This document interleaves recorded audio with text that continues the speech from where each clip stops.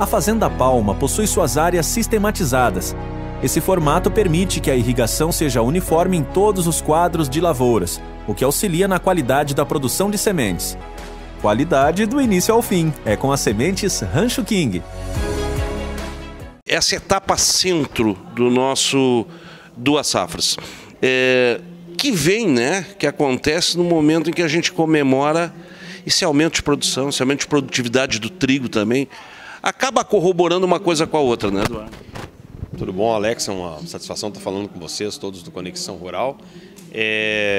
Alex, na verdade, é a materialização desta grande oportunidade que o Rio Grande do Sul tem, né? É o aceno. Imaginemos que diante de uma guerra entre a Rússia e a Ucrânia, que vem afetando uma boa parte de uma parte importante da população mundial, que é toda a Europa, né, em primeira instância, e fora outros países do mundo, diante de uma crise que nós ainda vivemos, né, os reflexos dessa grande pandemia, com a incerteza de se isso está voltando ou não está voltando, né, efetivamente toda essa polêmica sobre política no nosso país, que é um problema grave, né, essa instabilidade que o Brasil vem vivendo, tudo isso poderia significar um grande retrocesso na nossa economia, na nossa sociedade. E muito pelo contrário. O que nós enxergamos é o Brasil, apesar de tudo isso, ainda sendo um país capaz de dar resultado positivo, de apresentar avanços na sua economia e, por consequência, a partir dos resultados da economia, trazer qualidade de vida para a sua população, geração de emprego e renda. Aliás, a maior política pública de distribuição de renda que pode existir são as políticas que incentivam a geração de emprego. Bom, nós estamos então distribuindo dinheiro a partir, obviamente, do esforço das pessoas que se dedicam ao trabalho. E efetivamente a proposta do programa Duas Safras, mais particularmente dos seminários que estão sendo realizados, é justamente apresentar à sociedade rural do nosso estado estas oportunidades que existem, sejam elas nas lavouras de inverno, sejam elas na própria produção de milho no verão, seja através da intensificação do processo produtivo da pecuária de corte, seja através da intensificação do processo produtivo da pecuária leiteira, da avicultura, da suinocultura, porque na verdade nós temos tudo isso como uma grande oportunidade de trazer para o nosso país mais recursos, trazer para a nossa sociedade uma oferta ainda maior de alimentos, consequentemente pressionando preços no comércio local para baixo e efetivamente gerando empregos a partir de tudo isso. Então, como tu disseste, é uma grande, e aproveitando que nós estamos aí na questão da agricultura, né, é uma grande simbiose. O produtor se interessa em intensificar o seu processo produtivo para gerar mais mercado, e o mercado devolve isso na forma de incentivo econômico e social para que não só aí o produtor dentro da sua propriedade enxergue as vantagens dessa intensificação, mas que toda a sociedade, até porque a maioria dos empregos são gerados na zona urbana. Ainda aproveitando esse termo simbiose, né? Sempre teve nessa discussão pecuária versus agricultura, e principalmente na metade sul, que é onde tu, inclusive, produz na metade sul. Quer dizer, até que ponto um tem que prevalecer em cima do outro? Como é que se faz para ter rentabilidade nos dois? Eu acho que eu gostaria que tu trouxesse para nós a tua visão da contribuição do Duas Safras nessa discussão, Eduardo, aliás, nessa histórica discussão. É muito interessante, Alex, porque nós sempre vivemos, e como tu disseste, eu também sou produtor rural e de uma região, metade sul do Rio Grande do Sul, sempre muito arraigada na questão da pecuária de corte em áreas mais extensivas, e a agricultura feita ali até poucos anos atrás, uma agricultura de arroz, né? Ou seja, com uma localização muito específica nas propriedades para acontecer, que seriam nas várzeas, e de repente sempre uma atividade que, apesar de pujante, né, grande em tamanho, fazia com que esta região do estado fosse tratada como uma região pobre.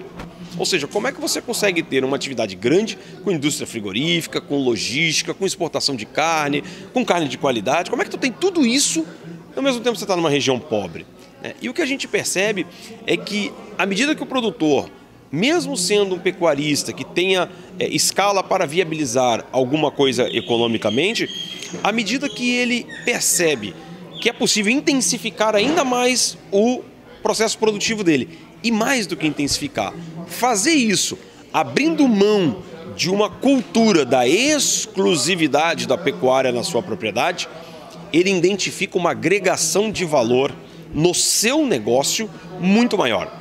Eu me lembro muito, quando ainda jovem, fazia só a pecuária de corte, e eu vou falar uma coisa que eu tenho certeza que a maioria dos produtores vão se identificar, aqueles que são pecuaristas exclusivamente. Você inventava de roçar 100 hectares de campo nativo. 100 hectares. Rapaz, aquilo virava uma novela mexicana. Porque você geralmente tinha um Ford 6600, você tinha um Massey 275 velho, se não era um 65X, um Valmetinho 85 ou 68, uma roçadeira Avaré ou uma roçadeirazinha simples pequena e um operador que era o caseiro ou o capataz quando sobrava um tempo entre uma doma ou outra de cavalo. Rapaz, aquela coisa durava 6 meses para roçar 100 hectares. E aí, efetivamente, quando você terminava de roçar uma ponta do campo, já estava sujando a outra ponta de novo.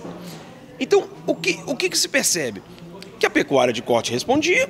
Óbvio que campo limpo produz melhor do que campo com insos, mas efetivamente o processo não decola, o processo não dispara.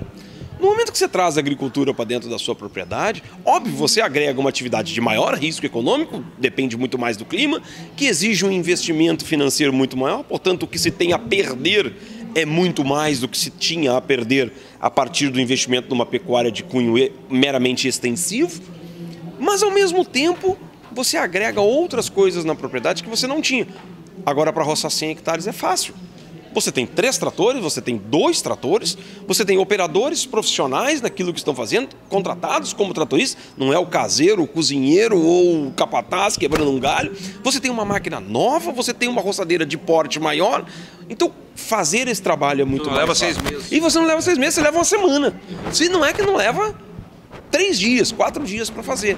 Então, você começa a agregar eficiência, inclusive para a pecuária. A soma, você começa a ter reserva de lavoura, você começa a ter resíduo de adubação que antes você não tinha, porque colocar adubo em campo nativo é uma coisa raríssima, muito rara, mas colocar adubo em lavoura é básico, senão não vai produzir. E tem, porque você coloca uma adubação para produzir 70, 80, 90 sacos de soja por hectare, e quando você tira a soja e colheu 50, sobrou adubo dos 30 que você teoricamente não usou. Não é bem essa conta, mas é quase isso. Então, efetivamente, você tem condições de introduzir uma espécie forrageira de inverno, ter um pedacinho de uma espécie forrageira de verão, com o uso de uma tecnologia mais agregada, e aí naquele lugar que no inverno tu ia botar meia cabeça por hectare, agora tu já bota 1.2, ao invés de você botar 60, 70 quilos no inverno, tu já vai botar 100, 120 quilos por hectare no inverno, 200 quilos por hectare, ou seja, você agrega eficiência. Quem sai ganhando? A pecuária. E o resultado disso, Alex, é muito claro. Nós tivemos uma redução do rebanho gaúcho de bovinos de corte e não tivemos uma redução no abate na mesma proporção. Por quê? Porque nós começamos a abater os animais mais cedo, ou seja, melhoramos o desfrute do nosso rebanho. É muito importante porque essa é uma discussão muito forte quando tinha questões dos índices de produtividade do INCRA, porque se a gente for verificar o que é critério de produtividade, por exemplo, para o INCRA, na verdade não é critério de produtividade, é estoque. Quantas cabeças de gado você tem na propriedade? Bom, isso é o quanto eu tenho de estoque, né? Agora, quantos por cento se converte em animais, em quilo de gado produzido lá no frigorífico a partir de um determinado estoque? Essa é a eficiência do processo. E esses dados melhoraram significativamente com a chegada da agricultura. Portanto, não há nenhuma competição entre as atividades. Há uma grande soma de esforços, e voltamos à palavra que tu puxasse na pergunta que eu tinha dito antes, que é simbiose. Uma coisa ajudando a outra. E é isso que a gente tem que pensar. Nós não somos, antes de mais nada, é sempre importante lembrar, o produtor rural é um empresário. Talão de notas fiscais só se dá para dono de negócio, não se dá para outra pessoa. E nós temos talão de nota fiscal. O produtor rural, então, por ser dono de negócio, num país de economia de mercado como é o Brasil, tem uma obrigação. Todo dono de negócio tem, que é aferir lucro no seu negócio. Ter resultado econômico. Agora, se nós vamos ser donos de uma farmácia, donos de um restaurante, donos de um supermercado, de uma propriedade de gado de leite, de gado de corte, de soja, de sojicultura, de ourizicultura com arroz, ou se nós vamos ter 2 ou 3 pequenos negócios dentro da nossa propriedade, bom, esse é o caminho que nós escolhemos para ter o resultado. Portanto, um produtor de pecuária de corte, ele não é menos produtor se ele resolver ter soja na propriedade. Um produtor de arroz, ele não é menos produtor se ele passar a ter soja na sua propriedade, ou passar a ter trigo, ou passar a ter pecuária de corte.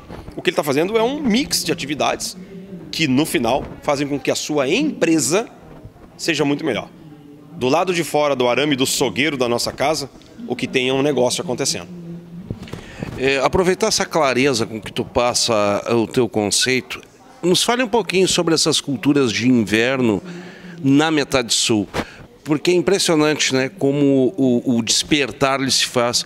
A gente está ouvindo falar hoje em trigo na metade sul com muita naturalidade que a gente não ouvia 2 anos, 3 anos atrás. Tudo é uma questão de tecnologia, né? Antes de falar do trigo, eu vou falar da soja. Imaginemos, né, a história da soja no Brasil, né? Década de 70, começa na metade norte do Rio Grande do Sul, produtores, né, começam a adotar a tecnologia, muita dificuldade, mas a coisa acontece, e de repente a soja vira para o norte do Brasil e vai embora. Rio Grande do Sul, Paraná e depois Centro-Oeste, agora lá no norte já. E por que então não era mais fácil esses produtores lá na década de 80 terem virado para o sul do estado? Caçapava do Sul é muito mais perto de Lagoa Vermelha do que Campo Novo dos Parecis, né? E de repente alguém foi para Campo Novo dos Parecis e não veio para Lavras do Sul, né? Alguma coisa tinha de errado. O que se observou? Não tinha tecnologia. A tecnologia da produção de soja evoluiu e efetivamente passamos até agora, já fazem mais de década, possibilidade de produção de soja na metade sul do Rio Grande do Sul. Uma área vastíssima. Rio Grande do Sul tem 28 milhões de hectares de área. Planta 7, 8 no verão. Ou seja, tem um universo enorme de área para plantar e grande parte dela é óbvio na metade sul do Rio Grande do Sul, onde existem ainda disponibilidade de terra para isso. Trigo não é muito diferente. Daqui a 2 anos completamos 100 anos da triticultura no Brasil, né, começada lá em 1924, e que começou pela metade sul. Né? As primeiras estações de trigo, década de 30, eram ali em Ulha Negra, ali onde está a FEPAGRO, né? Como era, a gente não sabe, mas Era um trigo quase do nosso tamanho, né? O Frontana, que era nos primeiros cruzamentos, aquela coisa toda, um trigo. Se vocês procurarem no YouTube, se encontra, Alex, primeira ou segunda Festa Nacional do Trigo, em 1950 ou 52, ali naquela região, os pavilhões da Associação Rural de Bagé serviram para executar esta festa lá dentro, para você ter uma ideia. E de repente, por uma questão de cultura, uma questão de tecnologia, essa coisa foi migrando para regiões mais secas no inverno, né, regiões menos úmidas e que, obviamente, permitiam com que as condições de produção fossem mais estáveis. E nós fomos para a metade norte do Rio Grande do Sul e para o oeste do Paraná, lá onde o trigo é, obviamente, o chão dessa cultura toda do Paraná. O arroz toma conta, né? E o arroz vem para as várzeas, né? De repente, nós agora passamos a ter tecnologia para produzir trigo nesta região também. E é o que a Embrapa Trigo, né, através do Jorge Lemans, do Giovanni Faed, de todos os colegas da Embrapa que têm colaborado com essa discussão, além das Embrapas, as outras unidades da Embrapa no nosso estado, mostrando que, olha, aquele trigo que a gente se acostumou a ter culturalmente na nossa mente, ele não existe mais. Cultura de trigo hoje é outra coisa. E é mesmo. O que acontece? O produtor que agora, já com um pouco mais de uma década, vários hectares de soja aberto no verão, e enxergando esta simbiose que eu acabei de te dizer, enxerga também que tem a possibilidade de agregar alguma coisa a mais no inverno. Culturas de cereais de inverno. A rainha é o trigo, mas obviamente temos o triticale, centeio, aveia, outras culturas, mas o trigo ainda é o rei do inverno, né?